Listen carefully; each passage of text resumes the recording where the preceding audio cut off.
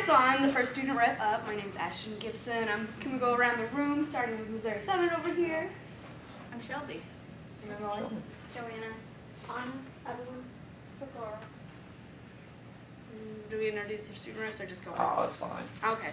So nice of all of you to show up today. The one thing we all have in common is that we go here at Missouri Southern, and we all want to pay for college without racking up a big bill. So we are talking about money potholes, the 10 things to avoid along the way to becoming financially independent. After this workshop, you will be able to recognize the 10 most common money traps, determine your wants versus your needs, create a financial plan, understand the value of budgeting, and access online money management tips and tools. So how much money is enough? We all go to Southern. We know that it's typically $14,000 to enroll and cover our costs for our classes. But we have to also factor in college costs. Are you going on your McDonald's runs? Are you paying for cell phone, cable, TV, internet? Are you paying rent? Are you on the dorms? So typically, the $14,000 grows financially higher, roughly around $20,000 plus. Uncle Sam is everyone's relative. The big refund versus money in hand.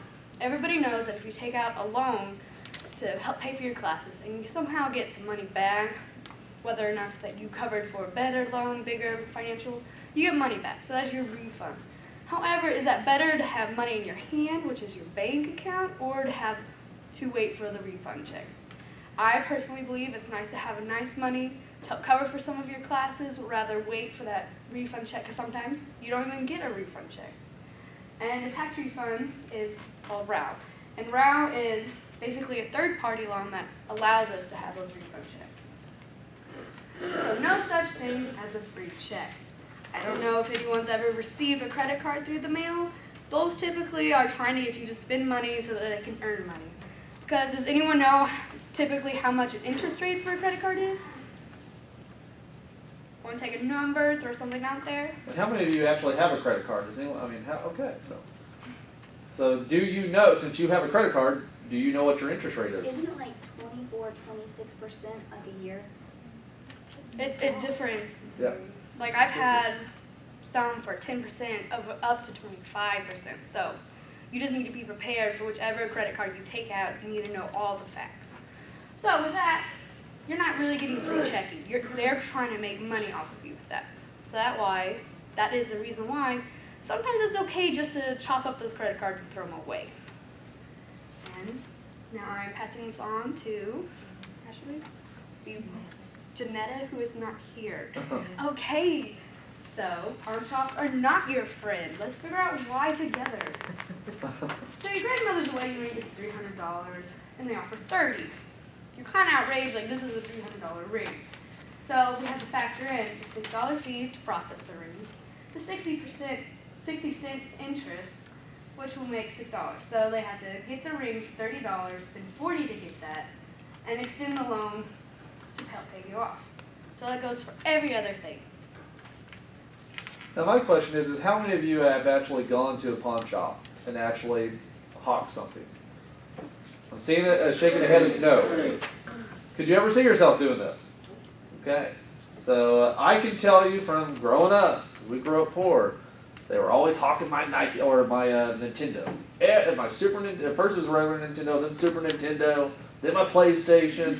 And you get like maybe 15, 20 bucks, you know, I mean, it's almost a waste, but then you have to pay that back within a certain time.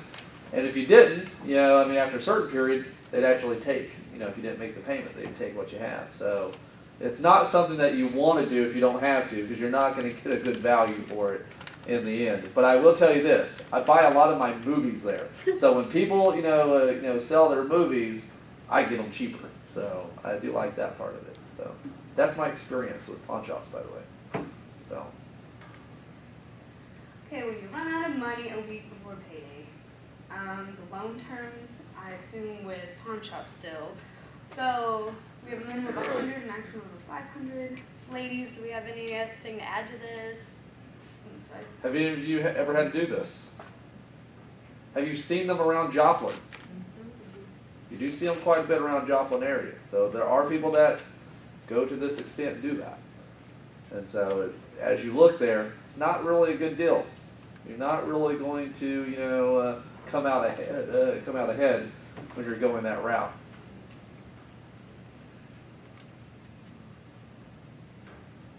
So typically a 400% annual interest for a 2-week loan, that's a lot. Yeah. Yeah. Okay, so here's our examples. We're paying $200, a charge of $30, we'll get $200. We're going to pay $200 for the loan. Is that what we're looking at, Eddie? Yeah, so let's take a look. So February, you look at the fees and stuff, what you're gonna take. The loan March, so it shows $100 there, so June there. So let's take a look.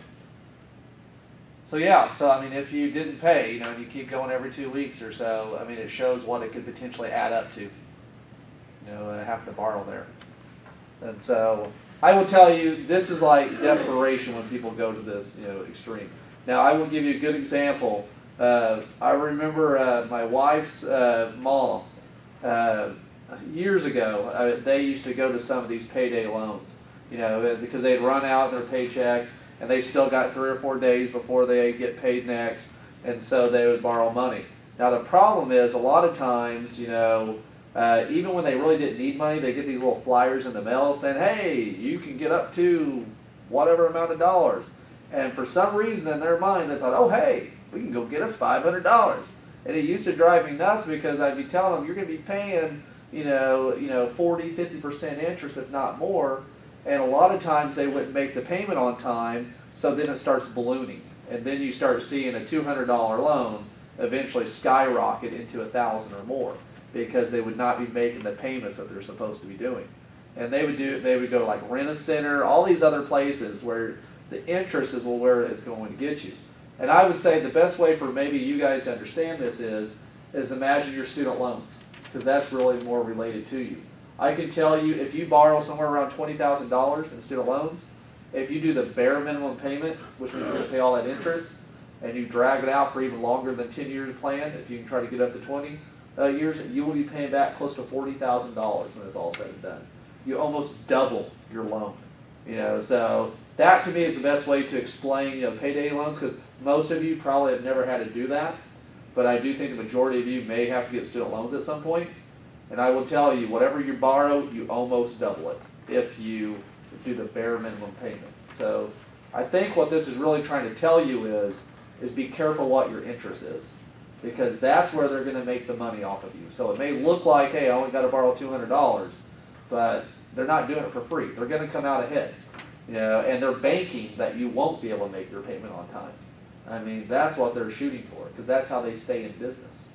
And so, I mean, to me, that would be probably the best way to kind of explain that, is that, that's where they make their money, is off that interest. And just the various, fees that they also charge you as well.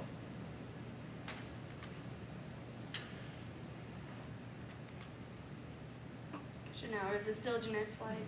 Okay. I'm sorry, This wasn't her slide. This wasn't her material that she was supposed to cover. So why we use a bank when you can cash your paycheck and check at the cashing outlet? Well, obviously because it adds up. We've been looking at examples of where interest rates are not your friend. So your weekly paycheck is $250. Your cashing fee is 5%, which obviously pops out $13. Your cash in hand is $237. The annual for 50 weeks is $12,500. So that's $625 for 50 weeks. Is there anything we need to add on that? Well, how many of you have a checking account? And do you actually have to pay money for to have that? Like, I'll give you one example. Arvis Bank. One of the things that they do is that you can get your statement online. It doesn't cost you a thing. But if you want a paper copy, $3 a month. So just those little things right there, they add up. So you may say, oh, it's only $3 a month. But imagine what that happens. And so there's so many different little fees that you've got to be careful about, when you're trying to sign up for something. This happens a lot, especially when, like if you don't have a bank account, and let's say you want to go cash your check, at Walmart, they charge you for that. To cash your check if you don't have a banking account. So, you have to be careful. I remember I didn't have an account at one bank, so I went there and they were going to charge me 5% of what my check was. I thought, forget this. I was in a hurry. And so, you know, and I had a bank account, it's just I was closer there and I thought it wouldn't be a big deal. And so, but they were gonna charge me 5%, so I said, forget that, and then I just waited the next day and I just cashed it, you know, at my convenience at the other bank. And so they will get you on these little things if you're not careful. So 625 is a lot. And when I was looking through my slides or trying to figure out my information, I found that there's over $729 billion in debt of America alone. So somewhere along the way, someone's not watching out or they are taking out too much for the order. So hopefully we can take something from this slide today and not be part of the 729 billion. Okay. Now I apologize. She will know about her slides. I'm Christy Payton.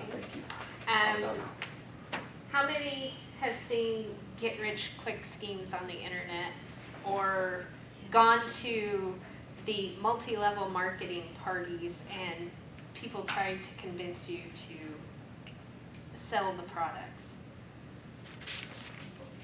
I know from my experience, because I was a stay-at-home mom for a long time, I wanted to work from home. So I started checking into the work from home jobs. Some of them were legitimate, but they weren't steady income. You could get on, and then after so long, if you built up enough money, they would send you a check. But a lot of them want you to invest to become a member. And if it sounds too good to be true, it usually is. And you don't want to have to pay. Why would you pay somebody else to work for them?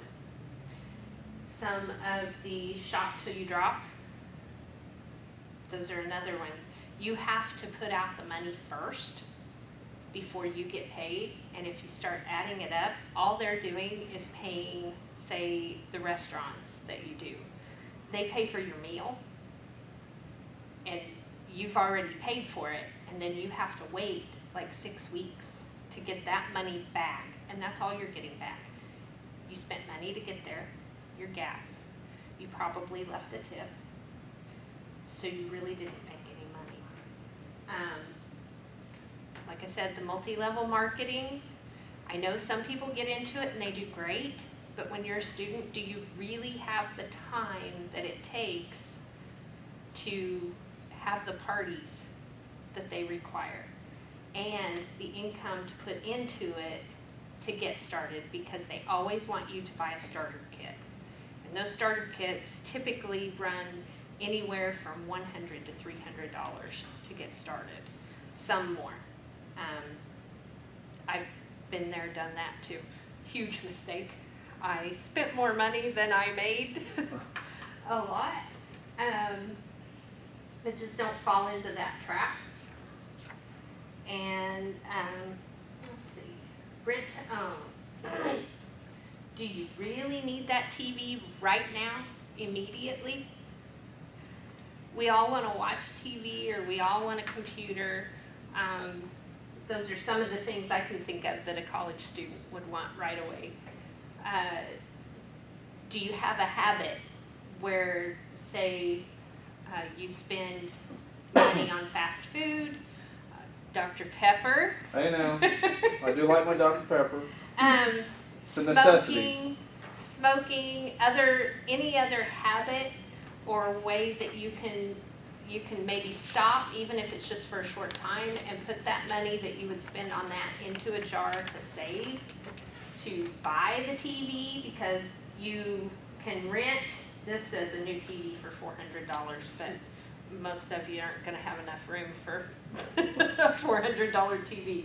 You can get a 42-inch TV at Walmart for about $248, and you would be amazed at how fast, by putting the money in a jar, you can do that. My husband wanted a very expensive stereo when we first got married, and he quit smoking for, unfortunately it was just short term, but for 6 months, and put that money in a jar, and we were able to go buy the stereo outright without having to apply for a loan or anything else to get it.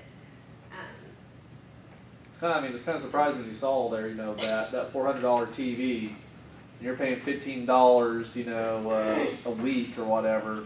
and maybe at Rent-A-Center or one of those places, I mean, you're close to paying almost $1,000 for a TV when it was only $400 because of all the interest and stuff. I mean, that's why I say you've got to be really careful. You know, I mean, is it better just to wait, or do you have to have it right then and there? And that, I think, is a problem that, you know, just in general with a lot of people. You know, normally when we want something, we want it right then and there, and we're not willing to wait sometimes. And so we kind of have that impulse. You know, I say that we live in that McDonald's age. You know, we want that fast food right then and there, and we're not willing to put in the time and wait. I will tell you that my wife's family, especially her mom and dad, they were in that mentality. They could not wait. And the best example is that her dad bought a computer from Rent-A-Center, and I don't remember what their payments was. It's somewhere between $15 and $20 a week. But I think in the end they spent close to $3,000 on this computer. Now this is back in the early 2000s. This computer maybe $700, $800, you know, is what it was actually worth.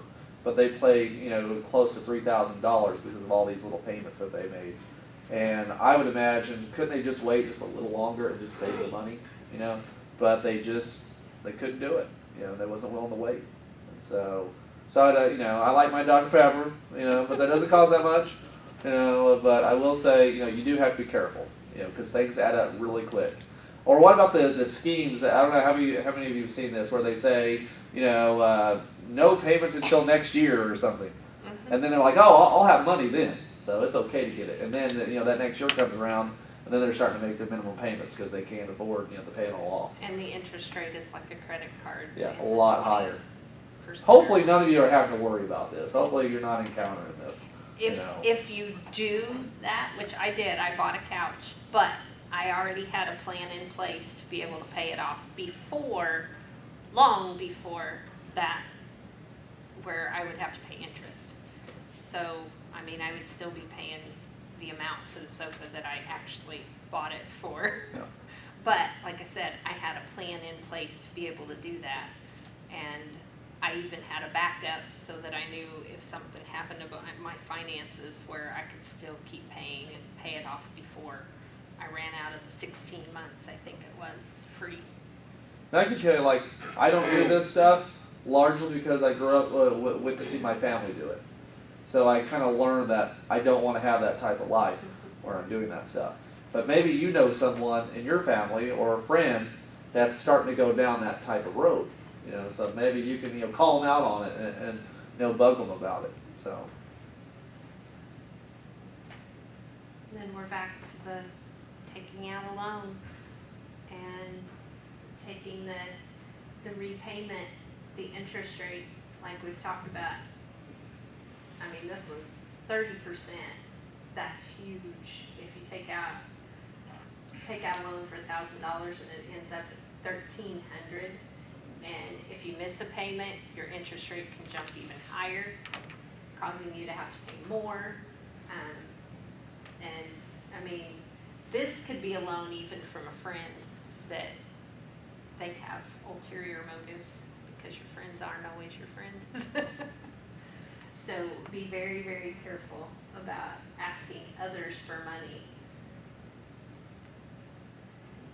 And your car, to me, it's worth more than $5,000, because if you have a job, that's what's getting you back and forth to work.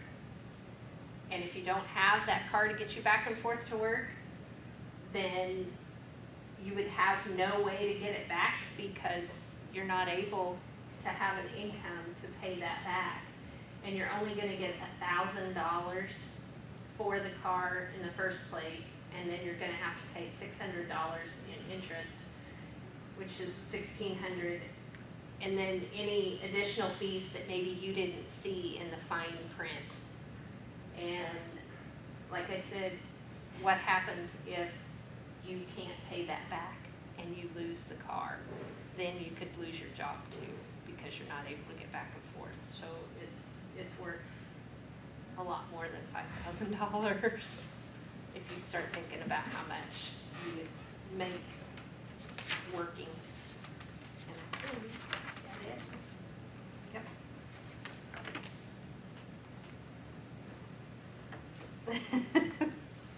I was saved.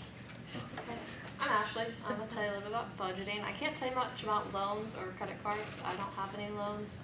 I was taught to pay everything in cash, and if you don't have the money for it, you kind of just have to suffer without it. So I went a while without a TV when I first moved out of my parents' house, and it taught me well. So the stuff you want is always going to be, there's always going to be a lot more of it than the stuff you have money for. That's always something you have to keep track of. You can't just keep buying and buying and buying, and when you look at your bank account, you're just going to have not enough money to pay for the things that you actually need, which just kind of seems to be caught in the middle there.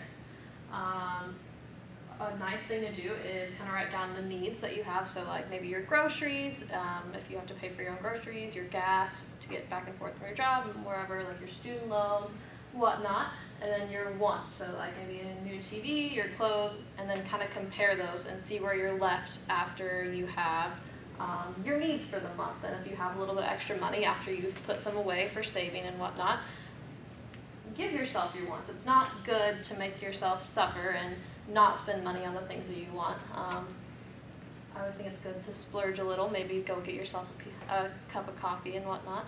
Now my question is, because it seems like, the hard part is determining what does they want, what is a need. I've convinced myself that Dr. Pepper is, a need, that I have to have it. I've also convinced myself that DirecTV is something that I need, because of The Walking Dead, very important. And so we can convince ourselves that we really do, need this. And so my question is, when it comes to like cell phones, that's the biggest example. It seems like there's so many different plans that you can get and data and so forth. I have seen some people spend like $400 a month on a phone bill, $300 or $400 a month. My wife and I, we have 2 phones. We have dinosaur phones. They're horrible. I'm going to show you. Yes, the hoopty. This is what you get. We spend our bill. Yes, pretty cool. I know. And this is an upgrade, by the way. I did have a flip phone, so yes, but we spend, our bill was like, I think $72 last month for 2 phones. So, but I've seen some people have $300 or $400, phone bills, and I'm thinking, how do you have a $300 or $400 phone bill for that? So, do you really need all the data, the internet on your phone, all this stuff, or is that more kind of what you want, but not necessarily a necessity? So you're shaking your head over there like, yes. You need this. All I'm saying is that we can convince ourselves, and I convince myself with, especially my pops, and of course DirecTV. So I would just say, when you're doing this, try to give yourself a real honest look at it, because sometimes we may start putting things in other categories when they really belong on the other side. So, except for Dr. Pepper. A good thing to do if you have something in mind, like maybe you want to go on a spring break trip, or you want to buy something new, kind of have like a short-term, a mid-term, or a long-term plan for saving money to pay for that. Something more expensive, like maybe getting a new car, maybe not like a brand new car, but something new to you would be like a long-term plan over like a set amount of years, put it back a certain amount each month to help pay for that. Or maybe like a shorter term, say there's a pair of shoes that you really wanted, they're $100, save for a couple months, and then you can go and buy those shoes. It's always good to keep track of that and put it in a jar, just that way you don't touch it, or an envelope or whatnot. If you keep it in your savings account, most likely you'll probably spend this.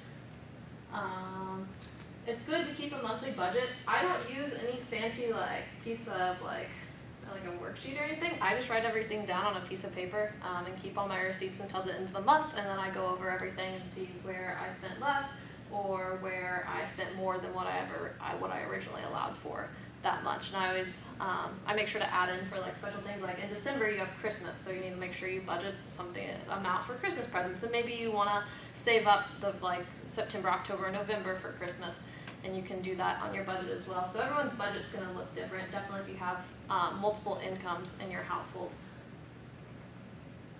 And if you think budgeting takes too much time, I personally haven't used Budget Wizard, but that's what they recommended. Like I said, I just use a piece of paper and a pen. I just keep the notebook with me at all times. And then I know there's like apps in like the iPhone app store. You can just probably type in budgeting. I think there's Mint that you can use.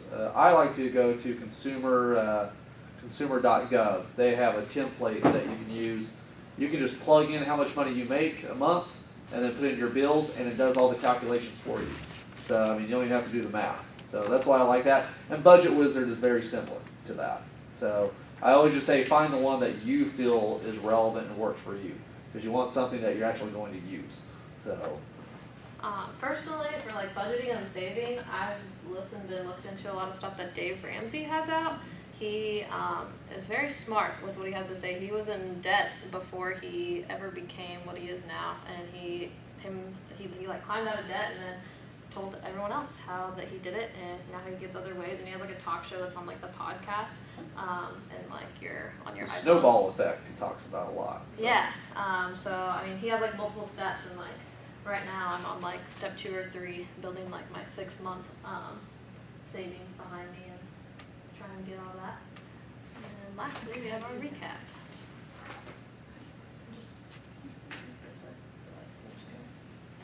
Okay, so am I standing in the right? Oh, you're right there. Perfect. Perfect. Okay, so let's recap. Okay, so as we were saying, you need to be prepared. If you aren't prepared for knowing how much you're going to spend, just knowing how to keep track of everything, then you're definitely going to be in a bad situation. I know some people end up losing their houses or just different things because they don't know how to, you know, I guess they were never taught how to actually, take care of their money or like watch what they're spending their money on. Like Eddie was saying, his Dr. Pepper, he needs it. Everyone keeps hounding me about my Dr. Pepper. He does it's not need great. his Dr. Pepper. And I've conned a lot of people into just giving me free Dr. Pepper. So, I mean, I've actually cut my budget as a result of that. Yeah, but then they're spending more money. I'm okay with that. No money. Okay, so this kind of brings me to the needs and wants. So one of my questions is, what do you guys think that that is a need, maybe like a necessity for college? Let's go with Anna. Well, I love picking people randomly, put them on the spot. So. You need food. Okay, food. Textbooks. Okay, so okay, she said food. Like, what if you're living like in the dorms though? I mean, you get like you get a plan, You just eat at the cafe. right? So then you wouldn't have to spend as much because you're already paying for that. Which I know that a lot of people go out and eat, even if they have, including myself, even if you have the cap. I mean, why do that when you're already paying for it? Your textbooks, I always buy them on or rent them on Check or Amazon because they're a lot cheaper. So I think that when my semester, you know, at the beginning of my semester, I always make like a financial plan. And it is important because you kind of just know that extra money that you would be spending on books or food or other things you could be using on other necessities that you really don't have another choice to, you know, like if you don't live on campus, then obviously you have to buy food.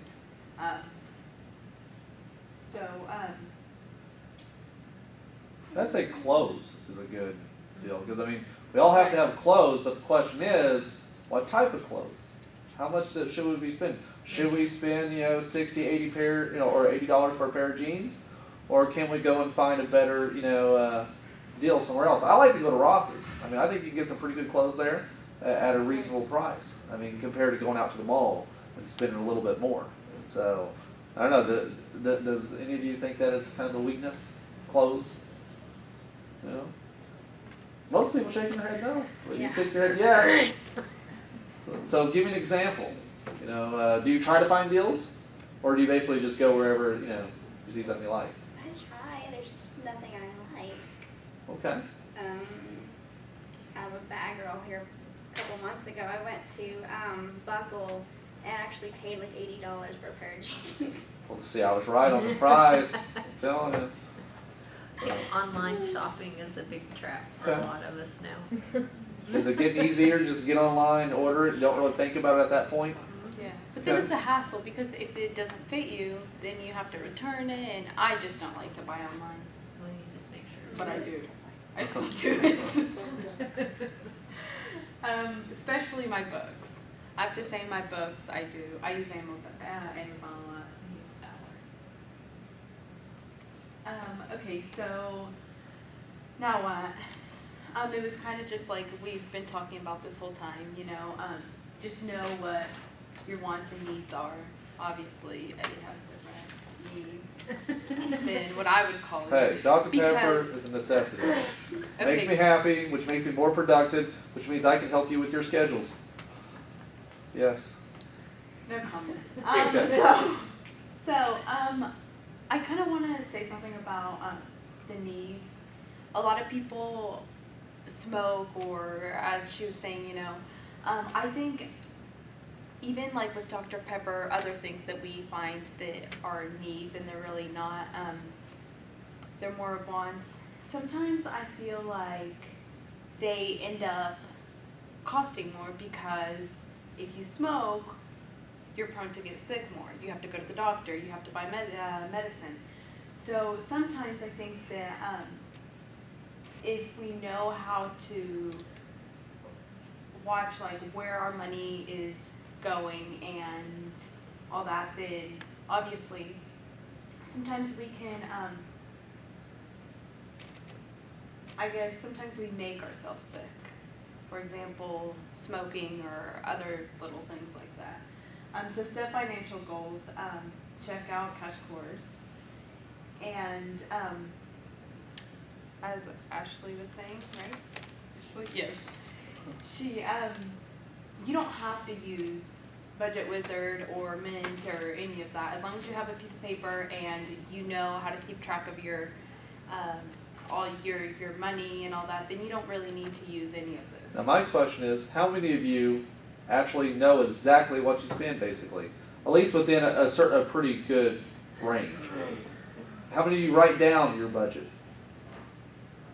Okay. What if you don't write it down, but you typically do the same thing? Okay. But do you know for a fact then? I mean, see, that's the key, is writing it down, you know for sure exactly where you're at. Now, you may be able to come close, I mean, especially if you don't really spend that much, you know, but there may be some things that, you know, you're not accounting for. I'll give you an example, since everyone's hounding me about my Dr. Pepper. You know, I actually tracked it 1 month. Yes, it was last summer. And just for my drinks, my fountain drinks and stuff, that, you know, I spent close to $70 in 1 month for just my fountain drinks. It's not counting pop that I have at home. So just fountain drinks. So How much was it? around close, it was like 67 something, but close to 70. So you could be paying your